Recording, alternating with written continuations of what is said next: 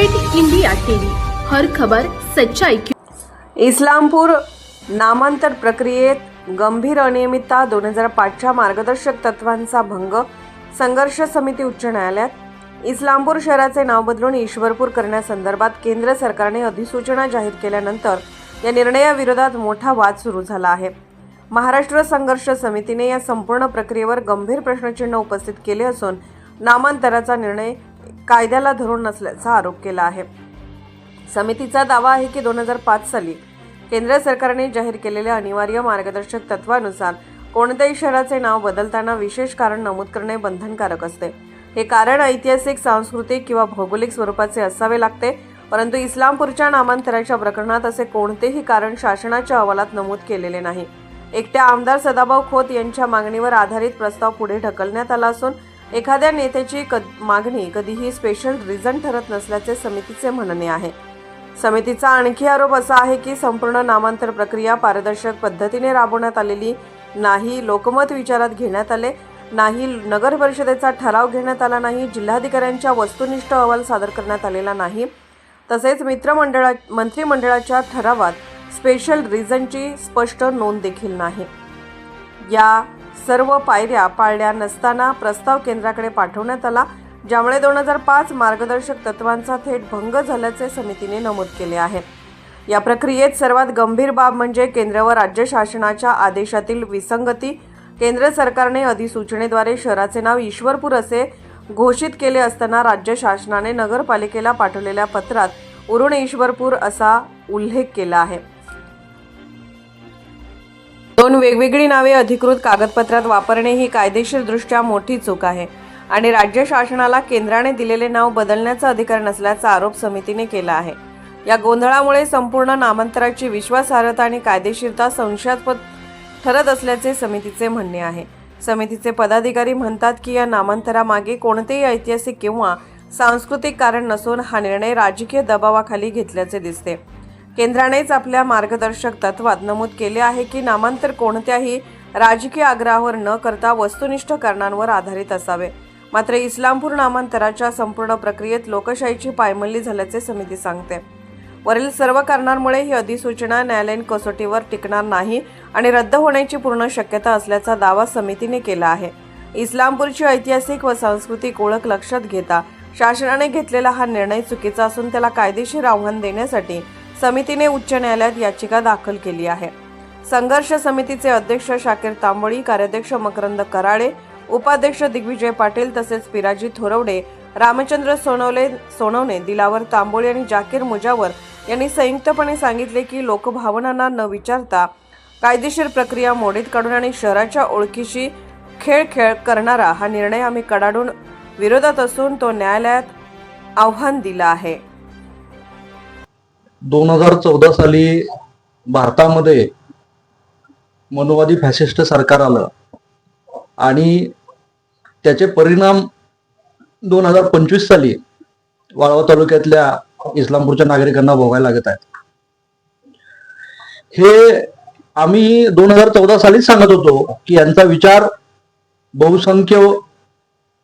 बहुजन समाजाला चिथावायचं आणि इथली जी सामाजिक वीण आहे ती विस्कटायची आणि त्यावरचं राजकारण करायचं हे त्यांचं ठरलेलं होतं आणि हे आम्ही जनतेला वारंवार सांगत होतो।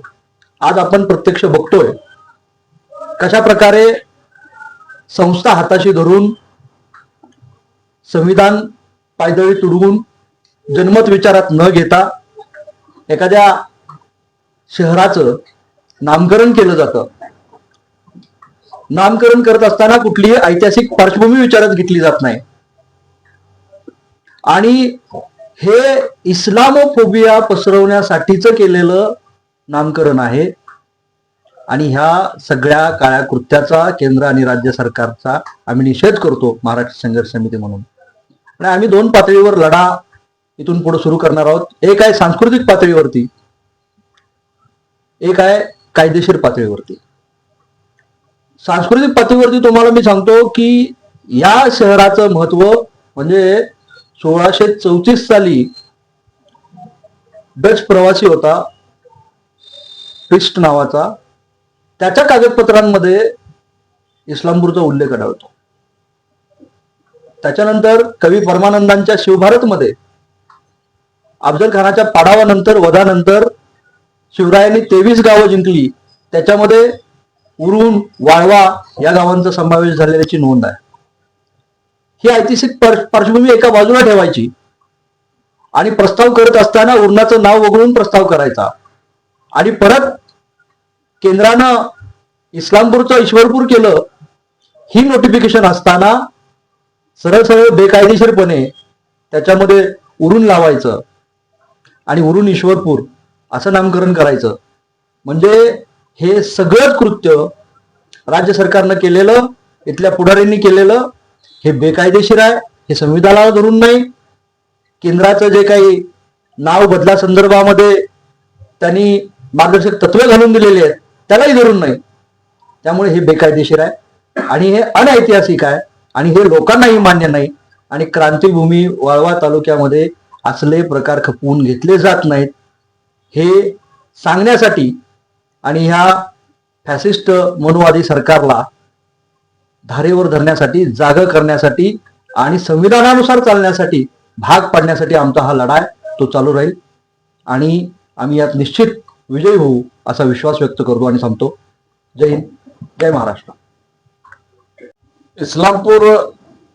इस्लामपूर नामांतरण प्रक्रिया जी झालेली आहे, इस्लामपूर शहराची नामांतरण प्रक्रिया जी झालेली आहे की जे केंद्र शासनाचे नामांतरण प्रक्रियेबाबतचे ज्या काही मार्गदर्शक तत्वे आहेत, गाईडलाईन्स आहेत, 11 एप्रिल 2005 रोजीच्या ज्या गाईडलाईन्स केंद्र शासनाने दिलेल्या आहेत त्यामध्ये केंद्र शासन म्हणतं की कुठल्याही ऐतिहासिक शहर असतील किंवा कुठल्याही शहराचे जर नामांतरण करायचे असेल तर त्याला स्पेशल रिझन पाहिजे. आणि आपल्या या इस्लामपूर शहराच्या नामांतरणाच्या बाबतीत मात्र एक हास्यास्पद घटना घडतीये की प्रशासन म्हणतं की विधान परिषद सदस्य आमदार सदाभाऊ खोत यांनी मागणी केली त्यामुळे या शहराचं नाव इस्लामपूरच्या ऐवजी ईश्वरपूर करावे आणि यामध्ये बऱ्याचशाच लोकांची मागणी आहे असं धांदात खोटं बोलत यांनी या शहराचं नामांतरण करण्याचा घाट घातला. केंद्राला प्रस्ताव पाठवला आणि केंद्र सुद्धा त्याच विचाराचं असल्या कारणानं केंद्रानं सुद्धा इस्लामपूर शहराचं नाव ईश्वरपूर करायचं मान्य करून त्याने ते हे पाठवलं. त्यावर 4 तारखेला 4/11/2025 राज्य शासनाने एक नोटिफिकेशन काढलं आणि परत गोंधळात भर टाकली. शहराचं नाव इस्लामपूरचं ईश्वरपूर केलं आणि जी इस्लामपूर नगरपालिका होती त्याचं नाव उरुण ईश्वरपूर नगरपालिका केलं. म्हणजे केंद्रानं राज्यानं परत या नामांतरणाचा घोळ अधिक गडद केला व अराजक निर्माण केले. ह्या सगळ्या गोष्टी नियमाच्या पलीकडे, कायद्याच्या पलीकडे, आपल्या अधिकाराच्या पलीकडे जाऊन या राज्य शासनाने केलेल्या आहेत. एखादा व्यक्ती राजकीय इच्छेपोटी उडतो आणि एखाद्या शहराचं नाव बदलावं म्हणून आग्रह धरतो आणि म्हणून राज्य शासन ते बदलतं.